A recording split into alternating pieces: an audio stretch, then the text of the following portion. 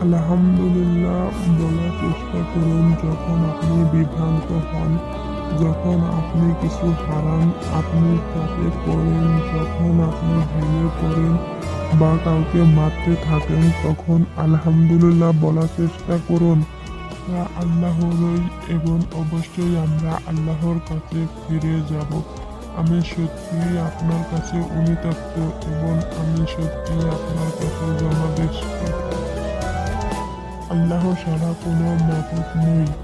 কোনোদিন তুমি সুখী, কোনোদিন তুমি দুঃখী, এটাই জীবন। একজনকে স্মরণ করে পরীক্ষ নিতে হবে এবং শুধু আলহামদুলিল্লাহ বলতে হবে। আল্লাহ আমাদেরকে ভালো রাখুন।